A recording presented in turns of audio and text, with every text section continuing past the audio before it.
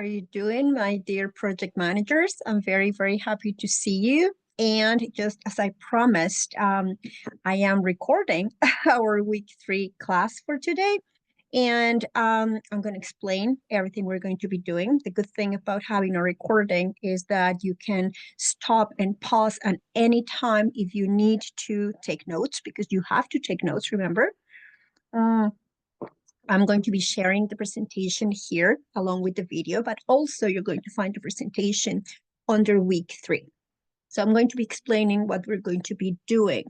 And as we mentioned, this week 3, which is our class in January 24th, you're not coming to class, you're watching this recording. Okay, you can do it from home. You still have to go to your other class, remember?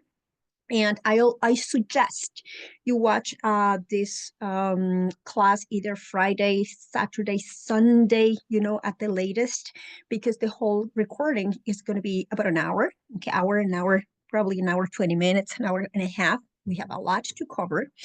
Of course, I suggest you take notes, and also I'm going to explain from the beginning what's going to be your assignment at the end. In this case, we are not going to do a reflection. For the first time, we're going to be doing 2 assignments that are a little bit different, but I'm going to explain it from the beginning. So while you're taking notes, you can already, be working and thinking about how you're going to be completing these assignments for week 3.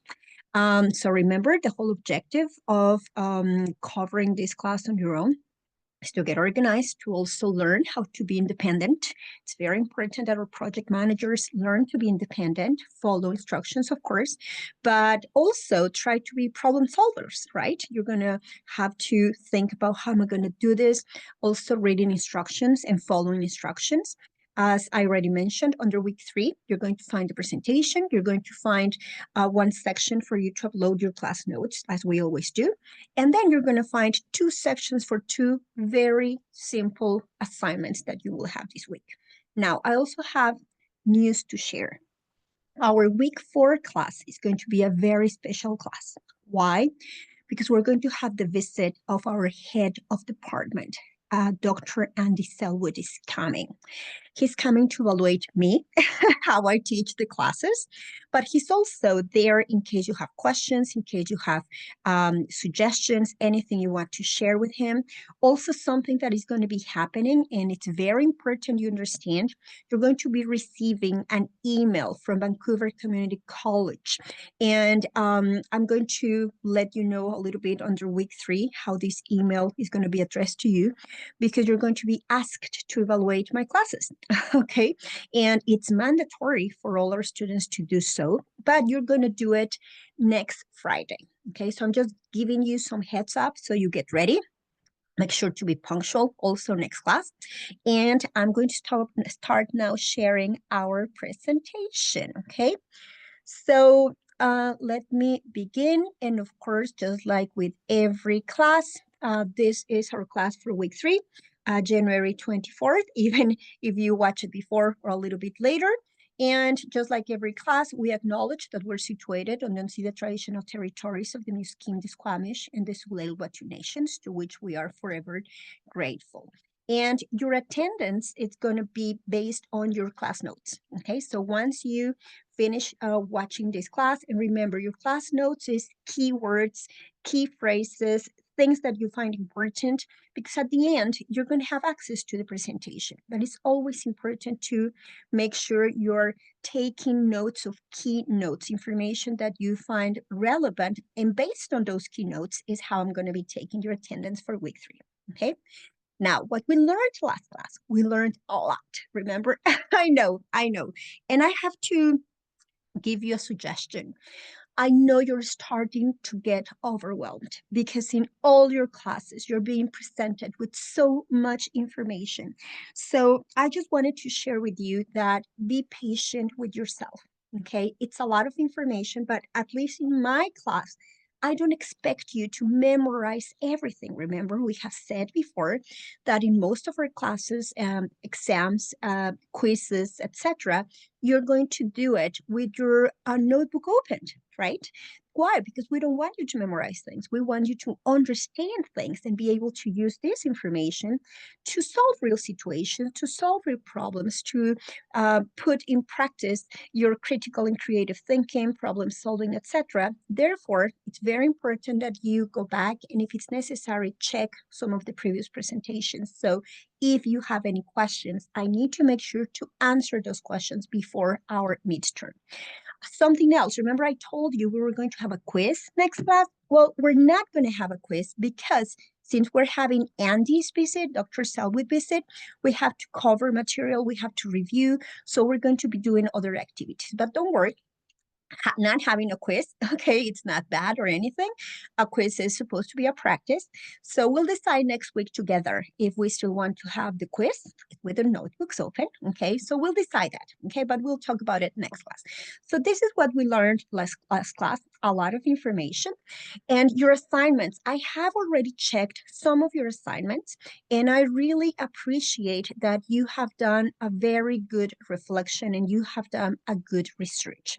As you can see in your assignment, as you were able to see, we have projects in all types of industry, right? So many different industries. And because we tried to make sure to follow the same framework. Remember, we said project management is a framework.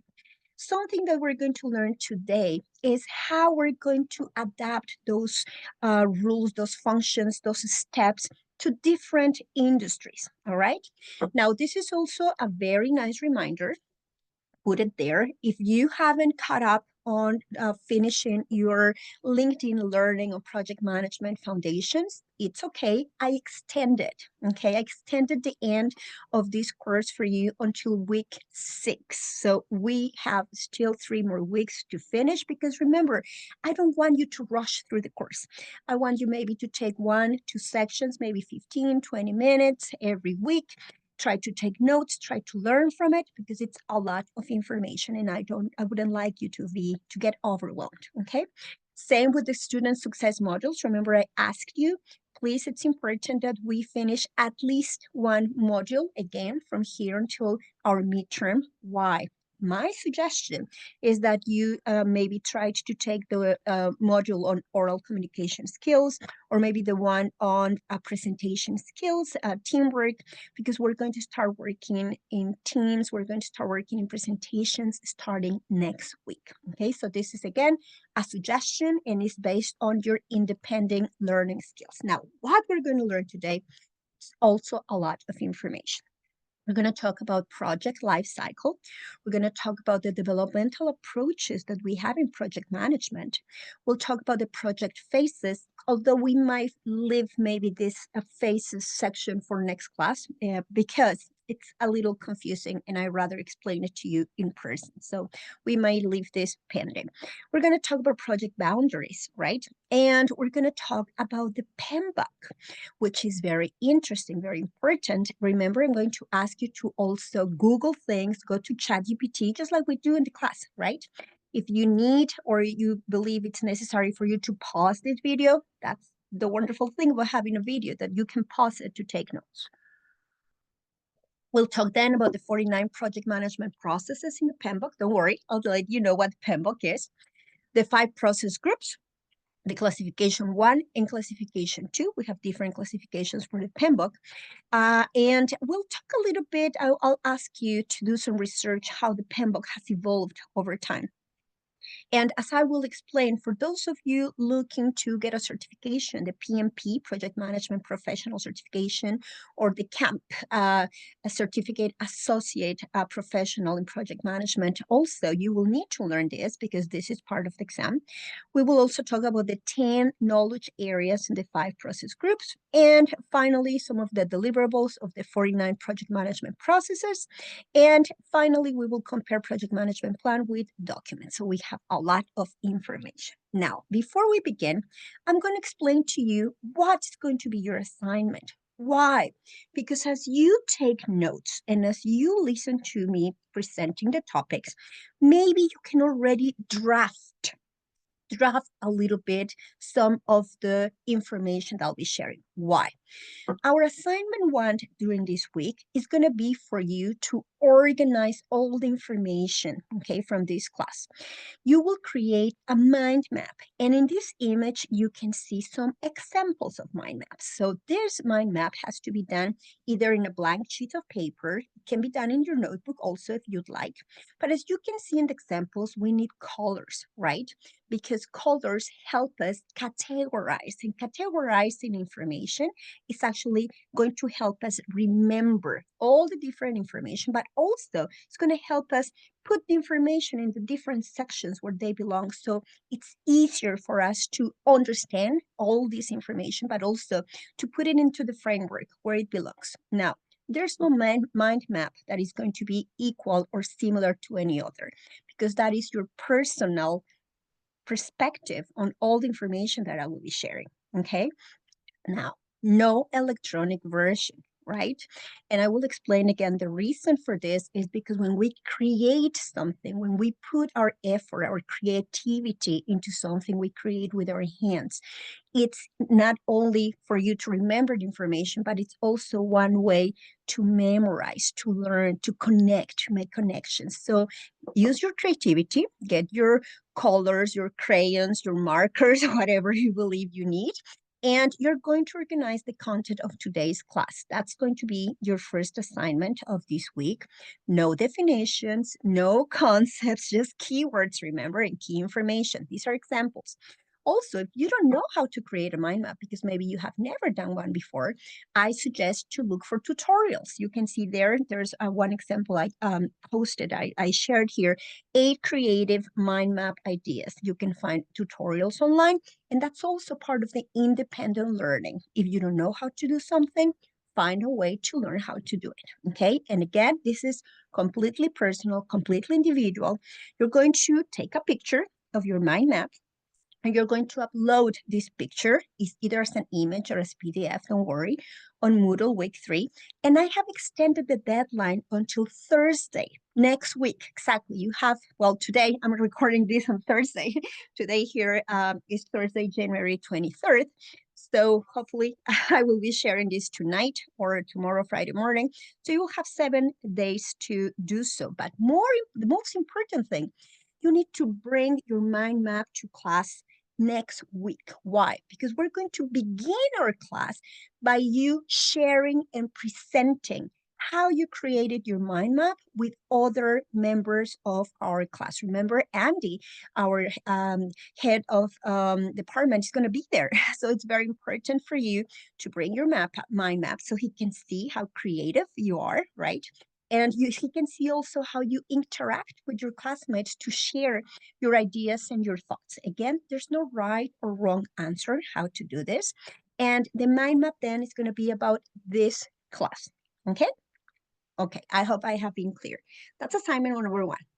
Some assignment number 2, I'll explain towards the end of the class, but it's not a reflection. Well, it is kind of a reflection, but it's a 2-minute reflection. So I will explain a little bit later. So right now, just focus on taking notes, okay, in your notebook, regular notes, and you can maybe start drafting a little idea of how your mind map might look like later. So I'm going to explain again. We have 3 assignments for this week.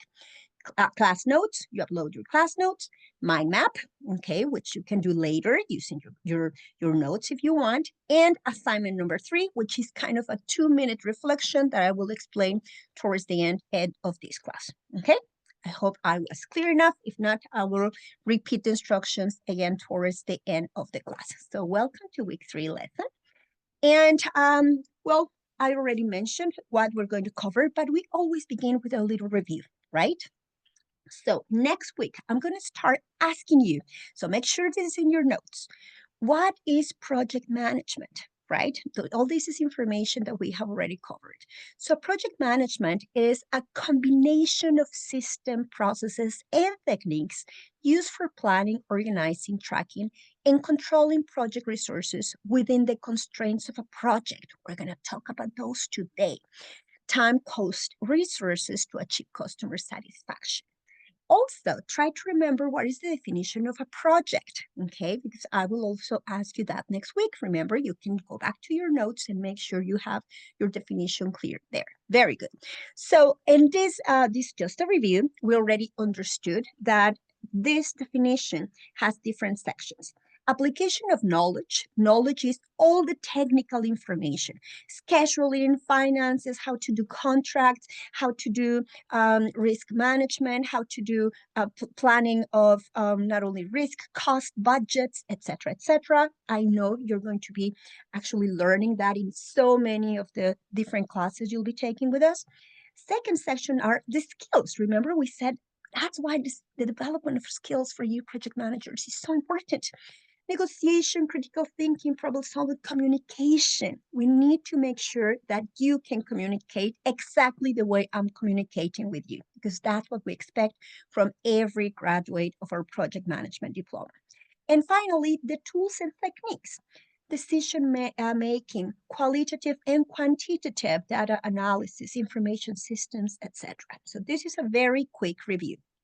Also, as a review we talked about in the last class, projects have a lot of challenges. And you saw that, remember, in your assignment when you were researching about very important different projects, but also did they work?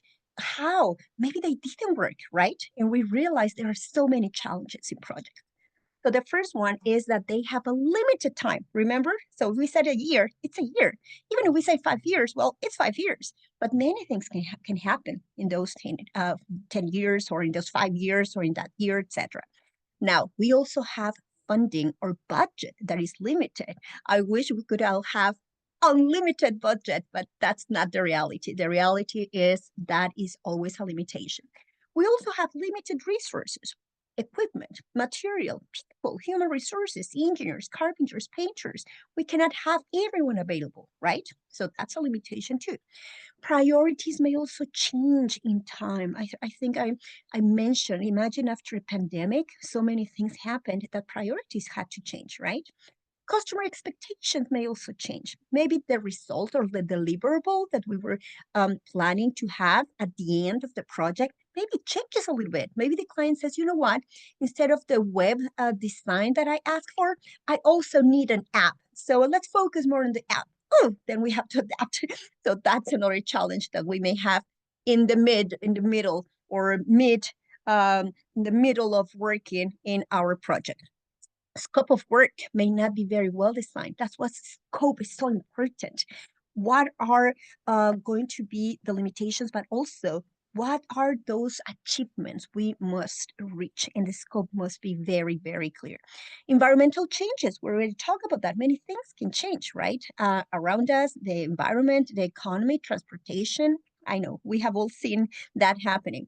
And finally, there are many unknowns, right? Many of these challenges are due to limiting factors that exist in project management, and these are called project constraints. And we're going to talk about that today too. Now, also as a review, remember a project manager then, we need certain competencies. And these are the 5 most important competencies that project managers must master in order to be successful. You must have knowledge of the application area. And today we're going to see those different 10 application areas that we have in project management.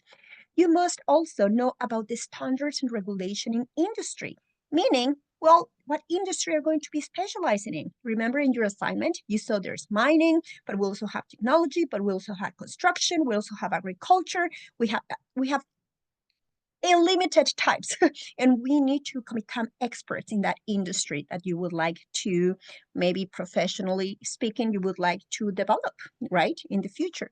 Number 3, understanding of the project environment. We need to understand everything that is happening around the project, internally, externally.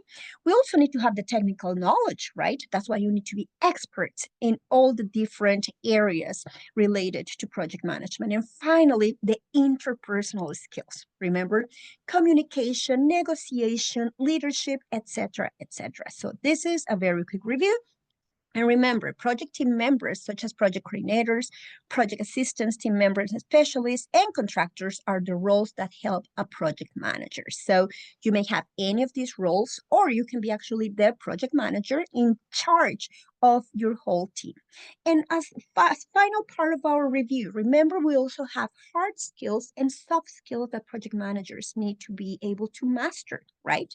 The hard skills have to do with the technical knowledge, how to do things, how to follow procedures, but the soft skills are as important as the hard skills.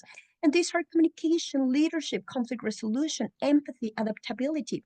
That's why it's so important that you go and take some of those modules that Professor Nahid shared with us last class, right? Because we need to develop at the same time the technical knowledge, but also our interpersonal skills. So let's begin with today's class, and let's make then a very quick review of what you did as part of your assignment. You did research about different projects around the world, right? And right now, what I'm sharing with you are just for you to understand, and you can actually pause the video if you want, and maybe try to Google at least 2 or 3 of these world mega projects that are taking place as we speak. Okay, they're not finished. They are actually in the process of being developed. Okay, and what is important for you to understand is that we have projects from all around the world, from different industries, construction, technology, etc., and also transportation. And what is important for you to understand, remember we said this, in the future, by the year 2030, we need project managers. So keep thinking about how you're developing your skills, how you're developing your knowledge, because we will need the best of the best. Now, let's begin with a little introduction. Remember again, what is the definition of a project? It's a temporary endeavor, right, undertaken to create a unique product, service, or result, which is also called a deliverable. Also, make sure to have in your notes the characteristics of a project that we have been talking about on week 1, week 2. Make sure you have that in your notes. Now, there are then a lot of challenges and limitations, as you have been able to see probably. Even those projects that you just Google, right, those mega projects, there are so many challenges and so many limitations. So we're going to talk a little bit about that, because in order to make those challenges, easier to overcome, we're going to talk about how we need to get organized and how we need to divide and divide into different sections that are more manageable, sections that are easier to manage in order to be successful. And then we're going to talk about some of those steps that a typical project goes through, because there is a cycle. That's the good thing. We usually have step 1, step 2, step 3, either with a little project for a month or a big project for 10 years. Usually, same steps are being used all the time. So the challenges that we face in projects are called project constraints. And you're going to be talking about this all the time. So make sure you take notes about this, okay? Because the first constraint we already mentioned, is time. The amount of time that the project has to perform all activities and deliver this unique result. Remember the characteristics of the project? It has a beginning, it has an end. So that's a limitation. We cannot go further, because if we go further, that means we need more money, right? And that leads us actually to constraint number 2, cost.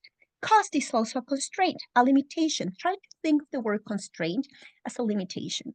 The amount of funds that project has to perform all activities and to deliver this unique result. So cost, money, budget, that's one of the most important constraints and limitation challenges we have in project management. The next one, number 3, is scope. We had already mentioned this. The certain unique result and the necessary activities to be performed to deliver. We need to be very clear in the planning, because if it's not clear, we may make a mistake. We might make a mistake, right? Maybe we said we're going to need 8 painters when maybe we really need 20, or vice versa. Maybe we plan for 4 or 8, we have them there, maybe just 1 is working. Something didn't, I know, and that is also a challenge, right? Now let's talk about resources. Resources is also a constraint, because as I said, we don't have a limited number of materials, equipment, or human resources. It's limited, right? So we need to have all the necessary people and all the necessary means that the project needs to utilize to perform all activities to deliver the result we want to achieve. So resources are also a constraint. Another constraint is quality. How well the project is satisfying its initiation intent. Are we really meeting the quality that we committed to deliver or not? There are many reasons why quality can be a constraint because we depend on so many things. We depend on the raw materials. We depend on the quality of work human resources are going to do, etc., etc. So many things. And finally, risk. Risk is our last constraint. There are always uncertainties that may impact the project objectives. And that risk, for example, we lived it through the pandemic, right? I know. Okay, so let's move on. Now, approaches. Wow. There are several approaches, developmental approaches. That means how we plan and execute projects. The most common that you're going to find, okay, are going to be predictive, which is also called waterfall. I will explain in a minute. Adaptive, which is also known as change-driven, and hybrid, which is a mix of predictive and adaptive. I will explain. Depending on the type of project deliverables, projects may have the following developmental approaches. And I'm going to begin with predictive, which was the way we were doing projects at the beginning and from a long time ago, okay? That means to plan step 1, step 2, step 3. Can you see the little image which goes like in a waterfall? That's why it's called waterfall. It's predictive. Why? Because we have to plan. Remember, I told you we need to be experts in planning? Yes? Well, imagine all those projects you research for homework, but also these little mega projects that you just researched during this part of the class. They all had to be planned, right? Everything had to be planned. Budget, how many people, how much material, what kind of equipment, how many units of equipment. Everything has to be planned. And a good example is how this is used in construction, for example. Okay. Now, let's talk about an adaptive developmental approach. This is usually because it's change driven. This actually started in technology, in the information technology industry. Why? Because they realized that why do we have to wait until the end of the deliverable? And then when we present the deliverable, the client tells us, well, you know what? I don't like this website. Let's do it again. But we already ran out of budget. We already ran out of resources. So what we realized is this is not working. So what we did, and this is also called an agile a developmental approach, is when we work by iterations and incremental advancements. This means, and we're going to cover this later, and also you're going to be covering this. You have a class actually on term 4, in which you're going to be talking about adaptive, change-driven, or agile projects. Is working maybe in a week, let's say, and then after a week, we all meet, everyone meets, all the different departments, we meet with the client, we let the client know how we're doing, and if there are adjustments or changes to the initial plan, we make the adjustments or changes right there at the end of the week. We make those adaptations, we adjust the plan, and then we continue for another week. And then again, we stop, we evaluate, how are we doing? Is this looking the way? No, you know what? I think what I want is my deliverable to look a little different. Now that I see it, I think, well, let's make the adjustments, let's make the changes. And that's how usually most information technology projects work, through iterations, okay? And the last developmental approach is called hybrid, which is a combination of both. Now, in real life, and you're going to see this in this little chart, and you can pause it because I'm going to go through it very quickly. The hybrid is a combination of predictive and adaptive approaches, using an adaptive approach to develop a product that has significant uncertainty associated with the requirements, using the predictive approach for deployment of the product. So this is, again, that combination, and most projects are usually done in a hybrid way, because before we finish, well, we want to know if we need to make any adjustments before we deliver, right? The product, which may not be what the client was expected.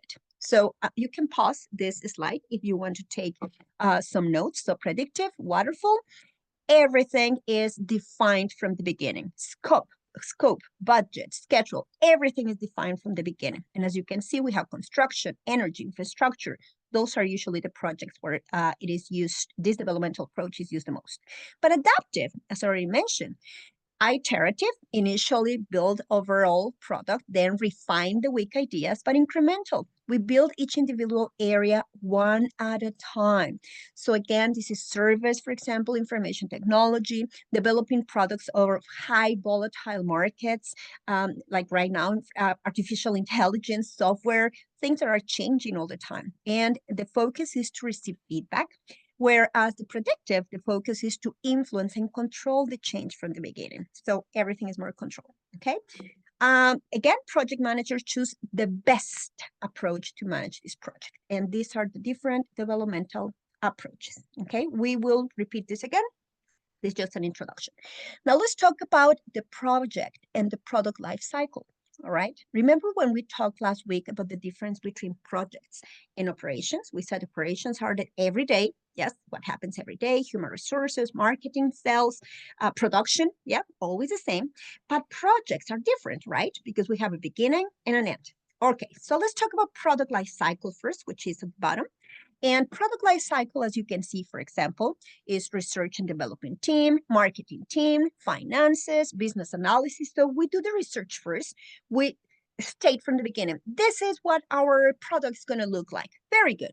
And then we go through the whole cycle of creating, manufacturing the product. And then at the end, here you go. This is your product and user. We give it to the sales team. So they go and sell, yes, the car, they sell the book, they sell whatever we produce, advertising, etc., etc. We give maintenance, but this is regularly happening, right? So this is how we usually manufacture a product. Very good. But when we actually are working with projects, the life cycle is a little bit different.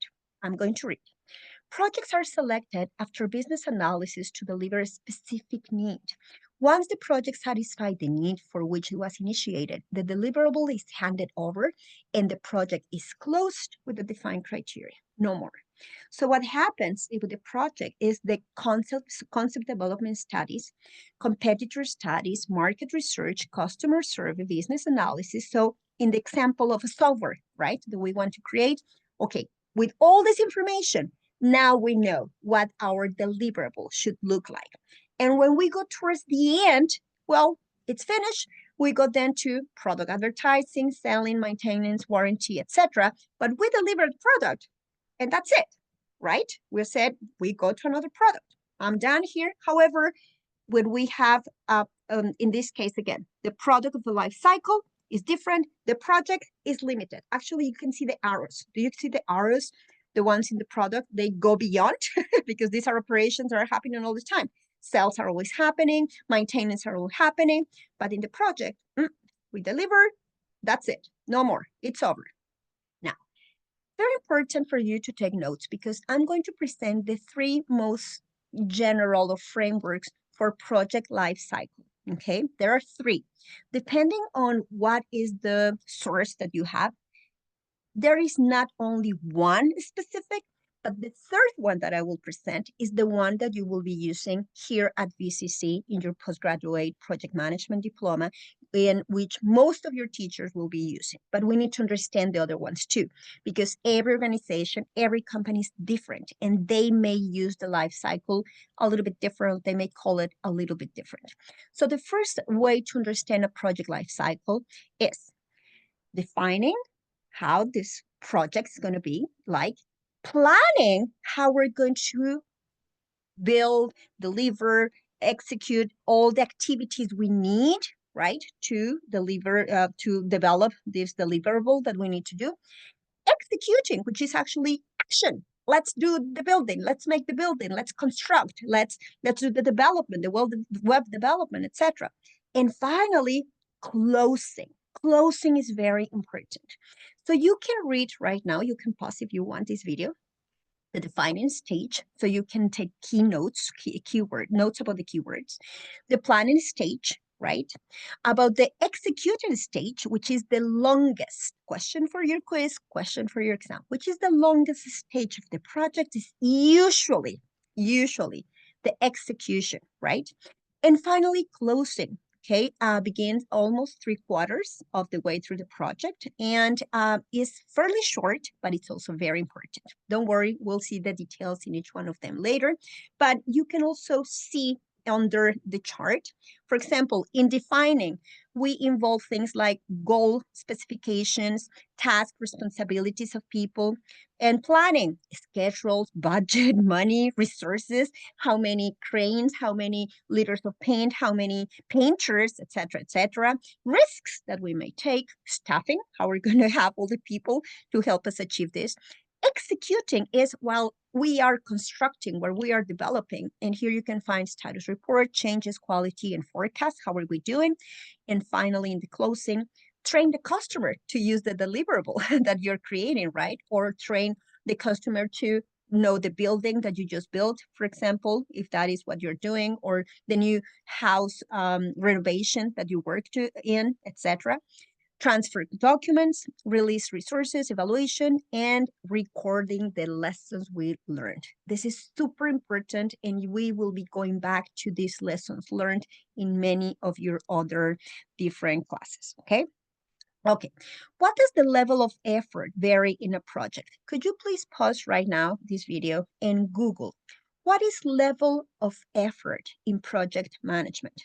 Okay, you can Google, you can ask ChatGPT, that's okay. Try to take notes. And also, Google or ask ChatGPT, why is there a risk variance along the project life cycle? And again, you can ask ChatGPT this question and give me examples. And I think that's going to help you understand this. Now, before I move on, guys, it's a lot of information and it might be overwhelming. We do not expect to master or memorize all this information like after the class. That would be impossible.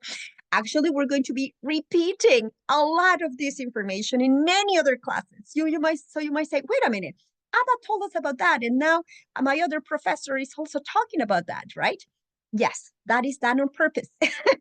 We're going to be repeating in different classes a lot of information because we do understand that it's a lot.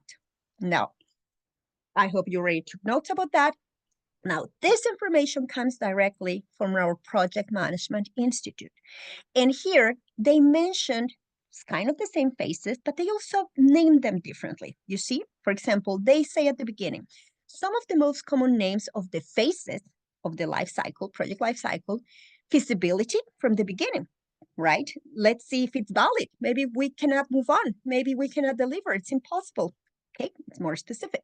The design, okay, of the project, the building, which is the execution, kind of, testing, okay, which could be actually, is it going to be in an agile way, at the end of the week, at the end of the 2 weeks, or until the whole project is done, depending if it's waterfall, right? Very good. Deploy, launch the website, the software, the renovation, etc., and finally close. So you see, I told you, this is the version 2 of the life cycle. There's not one that is better or worse. It depends on the organization and it depends on the type of project.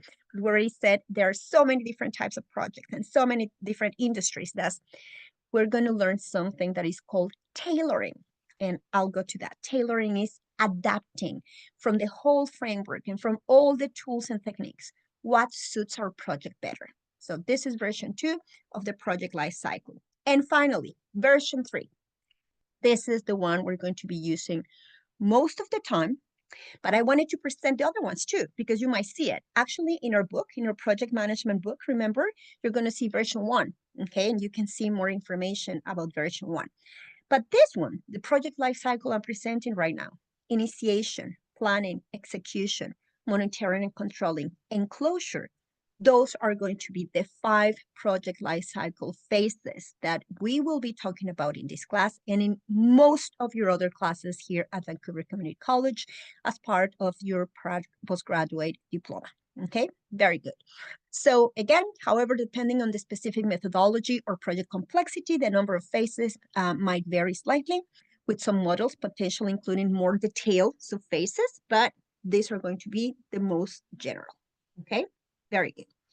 Now, we're going to go back to that life cycle later on, and as I already mentioned, we're going to keep on talking about that. But because in this class is just fundamentals, right? Fundamentals, we need to cover a lot of information so you understand the framework. Try to imagine I'm giving you the whole framework, and in different classes, you're going to be accommodating new information within that framework, right? Now, we're going to learn two different words, two different terms that are some of the most important terms that are going to be using as project managers every single day. One is scope of work, and the other one is statement of work, okay? I'm going to give you time to read, right? Take some time to read and take notes.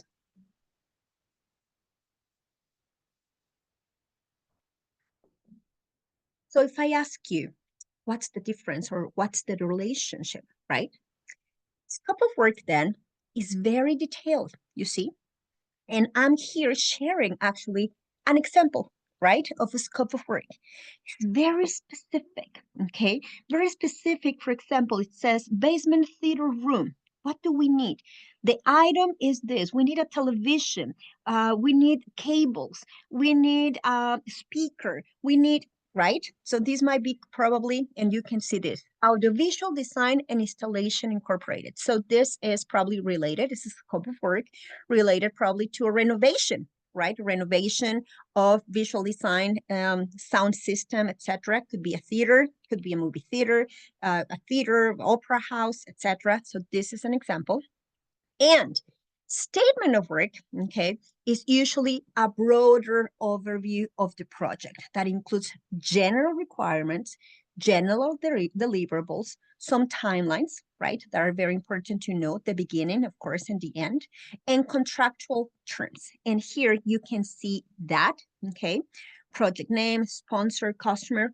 We'll be talking about some of the terminology that you see here, so don't panic. Be patient, be patient. Just try to understand that in projects, we're going to be working with these documents. And it's very important, at least you know what they mean, because you're going to be hearing and listening about it a little bit more in all your other classes too, and also in this class. So this is just an introduction. Now, let's talk about project boundaries. A project boundary is a point at which we start or completion of the project, or a project phase is authorized, okay? A project boundary defines what is included in the project scope of work. We already learned what is the scope of work, right? Okay. They set the lines or limits that mark what is included and what is excluded. Planners must know a project's boundary to produce a project scope statement. So right now, I'm going to give you another assignment. You're going to pause this little video and you're going to go into Google, or you're going to go to your ChatGPT and you're going to Google, what is a project scope statement in project management? And give me an example. Okay, give me an example in a real project. Give me some examples in a real project. So take the time again. Pause the video, okay, Google or ask ChatGPT, what is a project scope statement, and give me some examples. And okay, hopefully you already have the information. So the chart, I'm also going to give you a little time to read and try to understand this chart. So I'm going to be quiet for a little bit, pause it a little bit. We'll talk about the sponsor. Don't worry. We'll talk about that part. Who's the sponsor? The most important person, because he's the one who's going to authorize our project.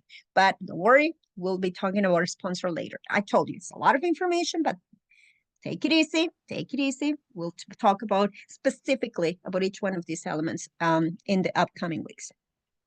Project inputs, and then we have the boundaries, right? Monitoring, controlling, and finally, project deliverables to end user. We give him the deliverable and the records, process assets, right? Try to record what happened, etc. So again, project boundaries. If you want some examples, also you can ask ChatGPT. ChatGPT, give me some examples about project boundaries in real projects in Canada, for example.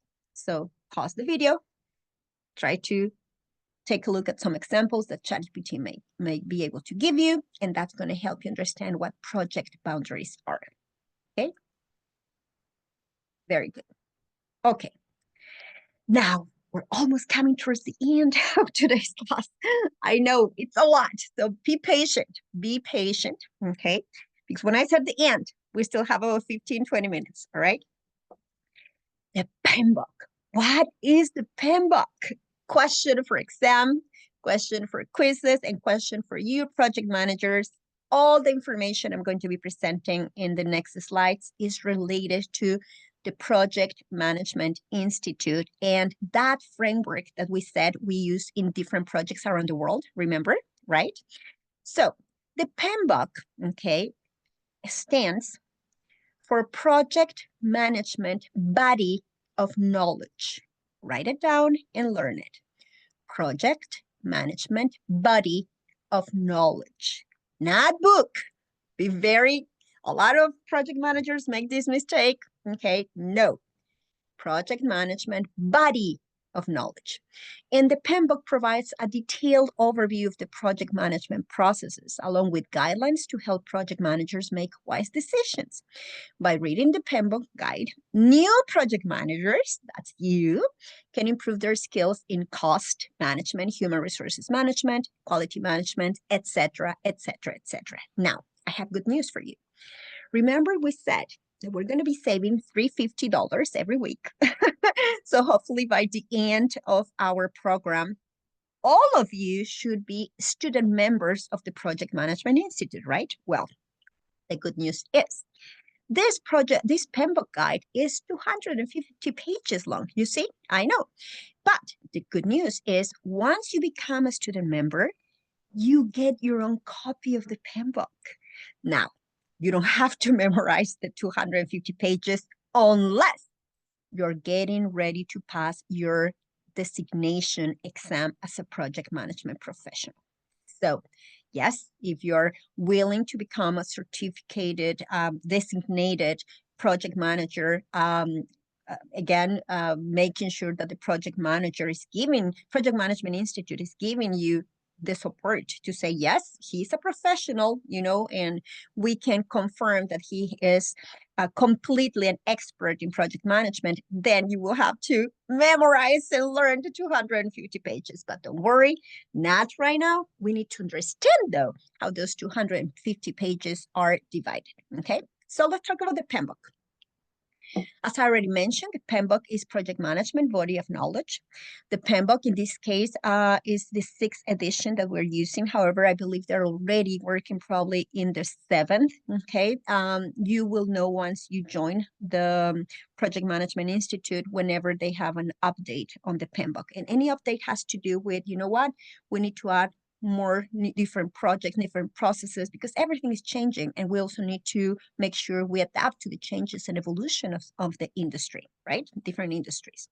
So you're going to see that the PMBOK has identified 49 different processes, 49, okay? Now, hopefully, again, you have to learn. Oh, sorry, I skipped too quickly.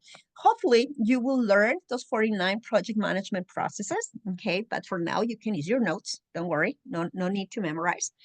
And why? Because all these 49 processes take place all through the different project life cycles. Okay, remember those 5 different? Yes, very good. So different processes are going to take place at the same time during 1, 2, 3, 4, or the 5 different phases of our project life cycle. Okay, this means if you see my cat around, don't be scared. It's a black cat, and I forgot to lock him, so he may appear. Okay, if you see some movement, not a ghost, cat. We have a cat. She's Nina. Okay, very good. So that means that most projects, most of the times, will need to perform these 49 processes to the extent necessary. Again, tailoring, remember, we adapt from the beginning of their life until they are closed. And here are some of the processes. Now, the processors, before we move on, they are categorized usually in 5 process groups and 10 knowledge areas. Write that down in your notes, okay? The 10 knowledge areas. I suggest you learn this because actually, if you read some of those knowledge areas that you can see in this slide, they're going to remind you these are some of the classes you're going to take here as postgraduate students for project management diploma. Do you see? For example, and I can tell you this because I also teach, for example, resource management. That is a class that I also teach. You're going to have a class on resource management. Communication management, that's also another class that I teach, okay? No, I won't teach it to you. You will have other teachers, but you're going to learn about that. Also risk management. You will have a class about risk management. Procurement management, another class that I also teach, right? Stakeholder management, another class that I teach as well. So the point is, the reason why you will have one class for each one of these different knowledge areas is because you need to become an expert in each one of these knowledge areas. Because again, these are going to be the processes that you will have to master as a project manager, regardless of the industry you specialize in. Okay, so we have integration, scope, schedule, cost management, quality management, etc. Now, we're not going to revise all of them right now because it's a lot of information. As I already said, you're going to have a class for each one of these different knowledge areas, but we're going to talk about the three first ones we have. A little bit about integration, scope, and schedule. The rest, don't worry, we'll address them later because you're going to have actually classes about this. Now, don't worry about the video yet, okay? Let me give you instructions before you pause this, my video, and you go to our different, to watch this YouTube video. But before we go there, you're going to see in the video this, okay? You're going to see how, I know, it's amazing. Take a time to understand it. Do you see the first column says initiation?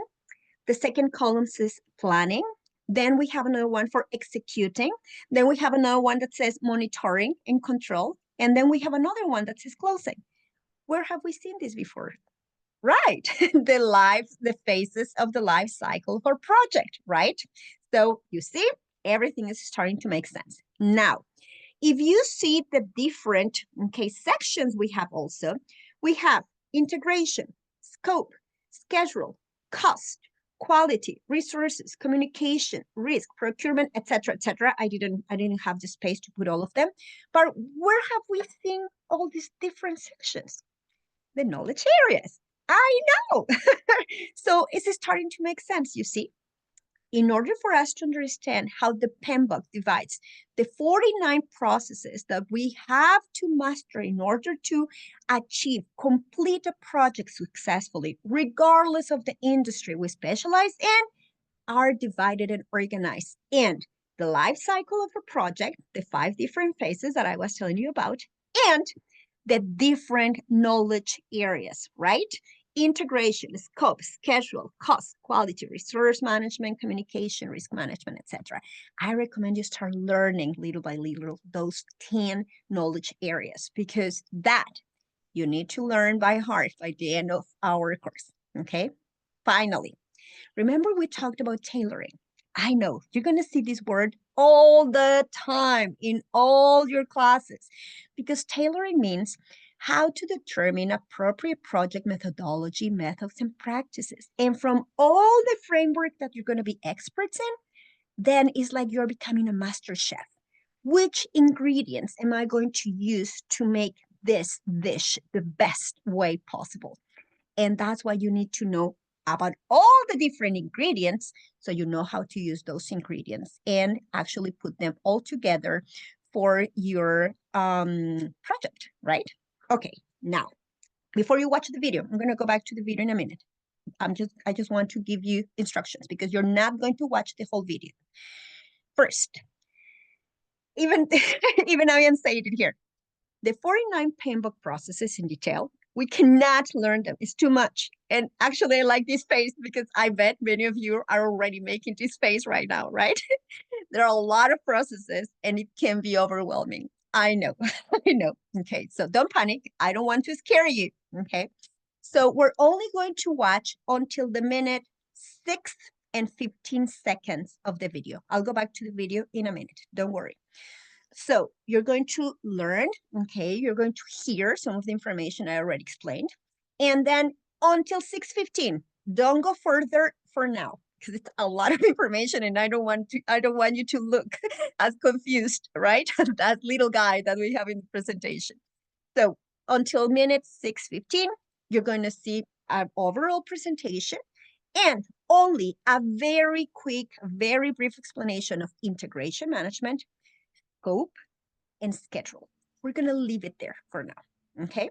Only for now. Not that the other ones are not important, but it's just too much. So I'm going to go back. Try to look, please, and I'm going to make sure also on Moodle week 3, you have a link to this video, okay? And you can find it as overview of the 49 PMBOK processes. Yes, PMP CAMP exam, 6th edition by Cody Baldwin. And right now, pause my presentation right now. Go look the video, go watch the video until minute 6:15, right? And when you're done, come back. I'll be here to wrap up today's class, right? Give a final closure to our today's class and explain what we're going to be doing for assignment this week, okay? So pause and I'll see you right here when you come back. Bye. Okay, hopefully you have already watched your YouTube video, okay? And I hope you took notes, right? I know, as I told you, could be overwhelming, could be a lot. But at least now you understand everything, all these 49, okay, different processes. We're going to see how we can organize them in a minute. But also, there's a word that the video mentioned. Actually, is the name of something that we're going to be using too. Just like we were talking about statement of work, right, and scope of work. Well, we have something that you probably heard in the video.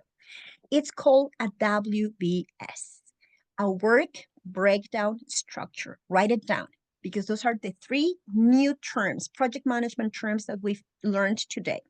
Scope of work, statement of work, and work breakdown structure. Now, what is a work breakdown structure? A work breakdown structure is a visual tool that helps project managers break down a project into smaller, manageable tasks. Why? Because can you imagine some of those projects that you research for your homework? Can you imagine how do we get organized? It's too much, right? So this is a very brief example based on construction of a house. Very simple. Design. Okay, but design has many sections. And here, for example, we need the permits. Oh, getting permits is one action. Very good. What about the drawings? That's obviously another one. I would actually add, you know what? Authorization by the experts. Are the designs, have they been authorized by the architects? Have they been authorized by the health and safety officials? Have they been also authorized by the city of Vancouver or the city of Burnaby, whatever? So this is just an example, but you can have many different smaller manageable tasks, right? Now, for example, procurement. Electrical, that's one part. Plumbing, yes, very good. And then we have HVAC, or we have, I don't know, air conditioning, or we have gas installation, or we have, again, safety. And we just divide into more manageable tasks. Construction, one thing, we divided interior, exterior, and even interior, we can still divide it, right? And exterior, we can still divide it. So this is just an example. Inspections, masonry work, the building finishes, again, the health and safety, inspectors from the city of Vancouver, city of Surrey, wherever we live, etc. And finally, the turnover. They walk through the construction of the house, the revision, the authorization, verification, etc., and the closing of her project. So again, at WBS, we're going to keep talking about this over and over. It's just a little visual example and how we divide a project into smaller, manageable tasks. Again, you're going to be experts in WBSs, and I'm going to help you in the upcoming classes. Now, I just wanted to mention that because you heard that in the video, okay? So the 5 process groups that our PMBOK, our video, you saw this in the video, okay? Now, this is usually related to the life cycle, as I already mentioned, right? Initiating, planning, monitoring and controlling, execution, and closing.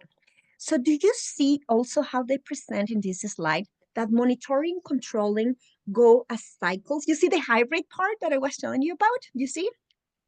because we planning, execute, but also we monitor and control. If we need to make adjustments, we go back to the planning, adjust the plan, and now execute according to the new plan. You see, this is a hybrid example, right?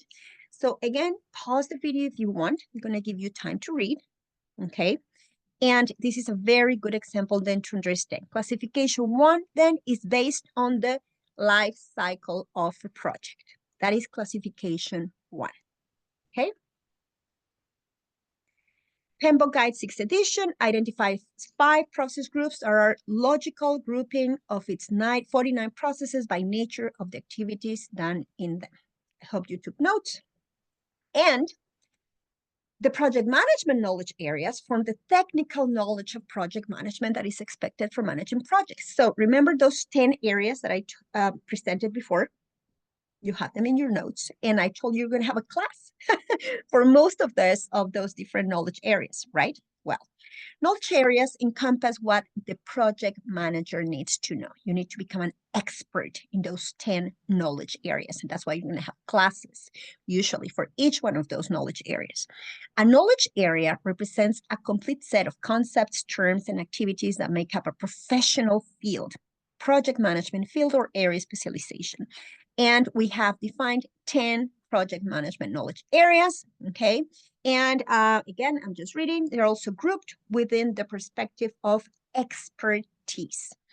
And now, these are the 10 areas, right, that you saw in the video that I also presented, but there's a new division here. Do you see the first 4 knowledge areas? Okay, those are called the core knowledge areas. Core knowledge areas. And the last 6 are called as the facilitating knowledge areas, okay? So the core are going to be, just like the word says, project scope management, project schedule management, project cost management, and project quality management, right? Very quickly, that's why I said, take a look only at the 3 first, okay? At least you understand. The quality, we'll do that later, don't worry, okay? And the facilitating, project resource management, project communication management, project procurement management, project risk management, project stakeholder management, and project integration management. Actually, integration was the first one that you watched. They are called facilitating. Pause the video again if you need to take notes so you can at least write 1 or 2 words that can help you remember what each one of these knowledge areas are about. Okay, very good. And again, we're going to be talking about this in all your classes because that's why you have a class for project resource management. That's why you will have a class for project communication management, and you will have a class for procurement, and you will have a class for stakeholder engagement, and you will have a class for risk management, etc., etc., etc. Okay, very good. So we're almost coming to an end. I know. I hope you have been learning a lot, my dear project managers. So what does this mean? Oh my God, even if we're not going to do a regular reflection, and I will let you know why we're not writing a reflection, it's because today's class is more about specific technical knowledge more than skills, okay? The skills have to do with you working independently, you doing your research on your own, you taking your notes, and creating your mind map. Let's see your creativity, your critical thinking, your problem solving at work, all right? So now you understand why the project managers need to have those 5 competencies, because without one of those competencies, you would not be able to integrate the 10 knowledge areas that are related to project management all around the world in different industries.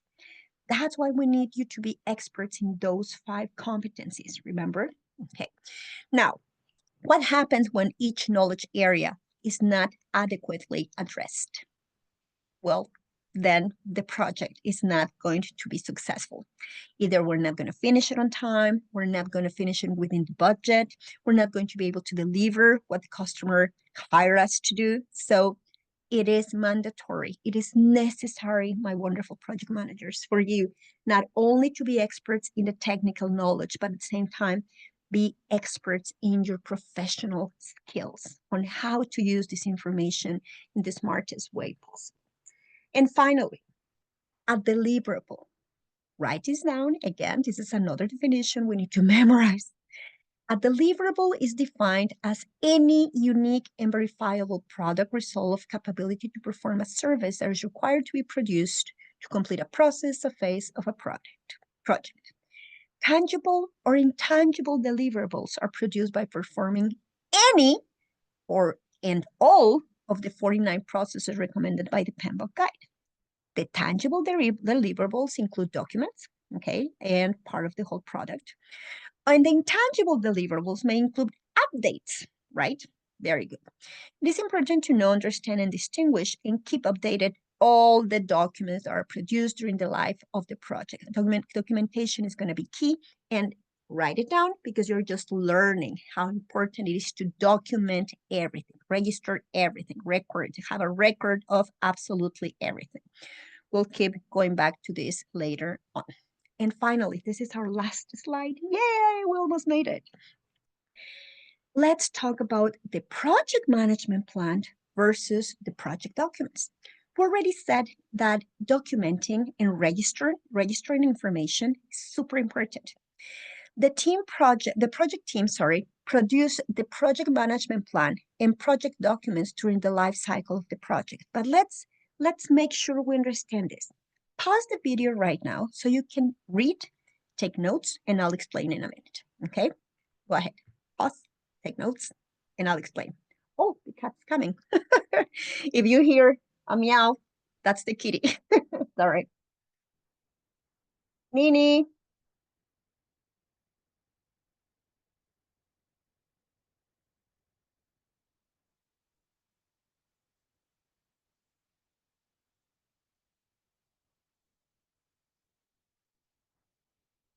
So the project management plan, as we're reading, is going to provide all approaches, the how-to for managing different aspects of the project, right? It includes some of the following 18 different documents: the project lifecycle description, the developmental approach that we're going to be using, the 10 management plans of the 9 knowledge areas, okay? The project baseline, which is scope, schedule, and cost, right? One performance measure baseline, change management plan if necessary, configuration management plan, and note, okay? In this case, plans only include the approaches, okay? The knowledge areas management plans only include the approaches. Project schedule management plan does not include the schedule. So to get approved, you can update them only through a formal process. So this is the plan, and I will present to you some plans next class. If you want to pause right now the video also and try to Google right now, give me a project management plan example, right? And try to go to images. If you go to images, you might see some examples. Or I'm actually going to upload some templates because the plans are usually documents that have 50, 80, 100 pages sometimes. So don't worry, we don't expect you to be experts on any of those, just to at least know what they are. What is a project management plan in general? And finally, project documents are any other documents that are produced by the project team and is used to progress the report. Examples, we have many, and again, you don't have to memorize them, just start getting used to hearing these terms, okay? Because you're going to be experts in these terms during this 2 years that you will be doing your postgraduate studies. Logs, which are issue log, assumption log, change log. Registers, you're going to be experts in the stakeholder register, risk register, lesson learned register, etc. Forecast, schedule and cost, estimation of resources, duration, cost, reports like risk report, quality report, scope statements, team charters, and again, we're going to be looking at those next class, project schedule, network diagram, milestones, etc., etc., etc., etc. So don't panic. I don't want to scare you. I know it's been a lot of information, but the objective of this class is just for you to know, to at least hear these terms and say, okay, well, at least I get an idea about, what this might mean. Don't worry, we're going to get there. This is just week 3. We still have 11 weeks ahead of us. And the project documents, there are more live documents which are updated as the project progresses. So they're going to be always working in all these different documents, updating information, etc., in all those different 10 knowledge areas, okay? Very good. Now, I know what we learned today. A lot, right? Now, let me just make sure and define which are our learning objectives, because it's not only about the terminology and the knowledge and the technical knowledge, but it's also learning objective number 3. Explain and illustrate the project life cycle. Explain process groups, knowledge areas, and processes based on project management body of knowledge. We're starting to get to know how to do that, right? And when it says explain and illustrate the project life cycle, maybe that's something you can add also in your mind map, right? Use your creativity. And our learning objective number 5 says describe project charter. We're going to get into that. Don't worry. It says also project documents, project management plan, and identify key aspects of a successful project, right? I think we're already starting to know what are going to be some of the characteristics, right, that we're going to need to achieve in order to be successful in our project. So be patient. We're getting there. Okay, we did cover a lot of material today. And yes, we did it. We finished week 3 lesson. I am so proud of you guys. And let me now go back to explaining what you're going to be doing, okay? As I already explained, there's no personal reflection this week, okay? We're going to use our creativity in a different way this week.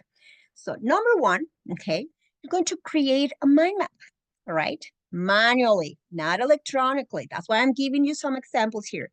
So take out your colors, your markers, your crayons, right? Why? Because colors also help us categorize. That's why it's so important, okay?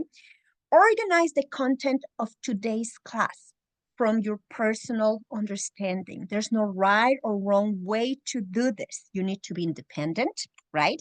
You need to be creative, and this is your own understanding. Try to organize all the information we presented today. No concepts, no definitions. That's why you have your notebook. Don't worry about that.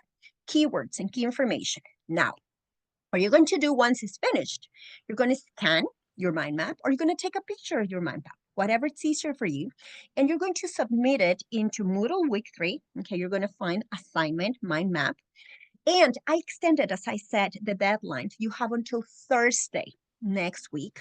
Okay, Thursday, one day before our class. All right, but if there's something very important, guys. You need to bring your mind map to class Friday, to our class, because that's how we're going to begin our class. We're going to put you into different teams. Okay, remember our director, Dr. Andy Selwood, is going to be there, right?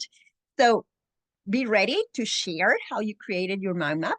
Okay, be ready to share your understanding. Why? Because by listening to peers, how they organize information, they can also help us maybe make sense of information that probably wasn't very clear, right? So I know I'm very looking forward to seeing your creativity.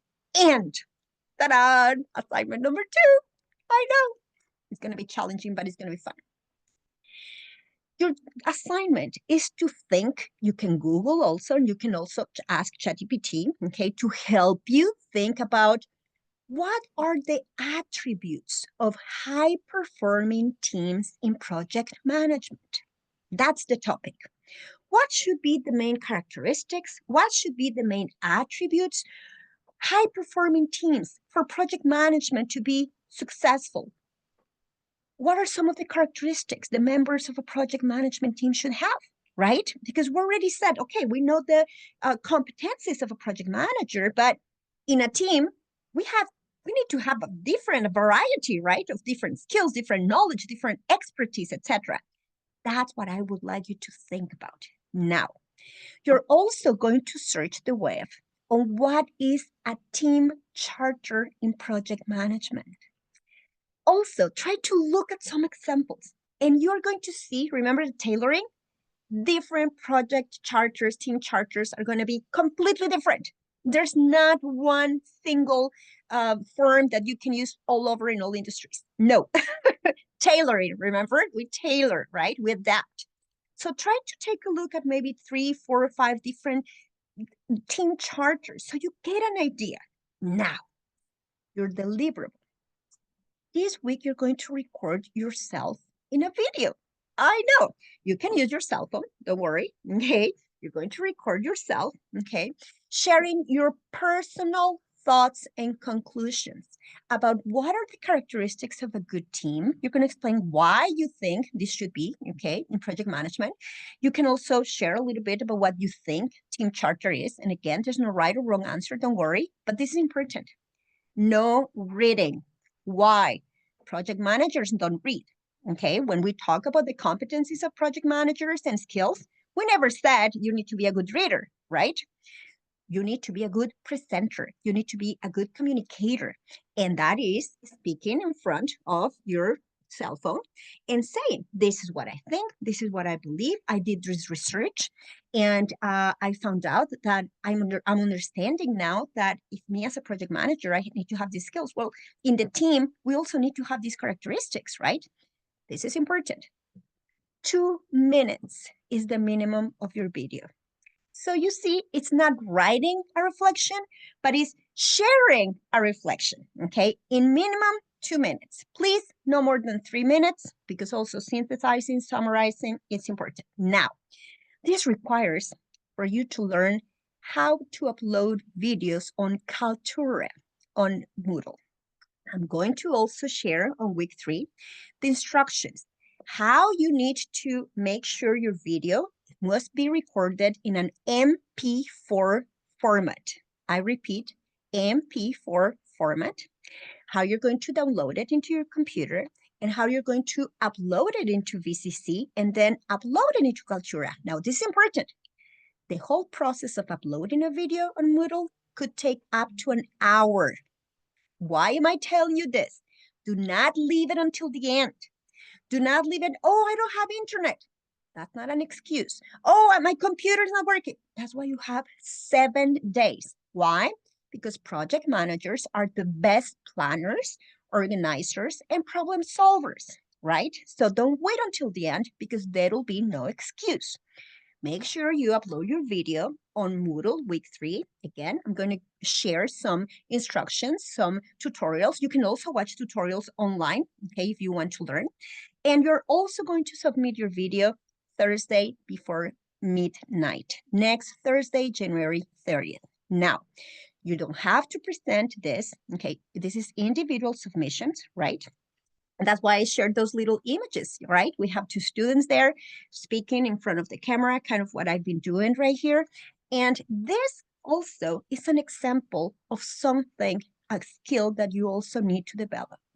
You should be able, by the end of our course, to record yourself giving a presentation and presenting, just like me, all right? Sometimes I read little things, but most of the presentation is not reading, it's sharing, it's explaining, right? Well, this is what we expect you to do by the end of our course in 10, 11, 12 weeks. So get ready, okay? Because this is the way you pass our class, my dear students. Now, you're awesome, guys. I know you have a lot of work. I know you're starting to feel overwhelmed, but I'm so proud of you. You have accomplished so much. So keep shining in your future journeys with all your other classes, okay? I hope at least my assignments are fun and different, right? And if you don't have any questions, if you have questions, make sure to write them down in your notes and we'll address them next class. So don't forget, guys, next class, be punctual. Remember, we're closing the door and we have Dr. Andy Stelwood visiting us. Also, please make sure everybody can have access to his or her, their VCC email, because you're going to be receiving an email because that class is going to be observed by Dr. Selwood. It's going to be recorded, okay? And you're going to be asked to submit a questionnaire, a survey about the quality of the classes that you are receiving, mainly about my classes, okay? So don't worry.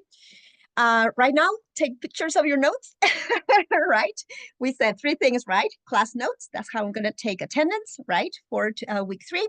Number 2, your mind map, right? And number 3, your video with your final reflection about what are the characteristics of the best teams in project management.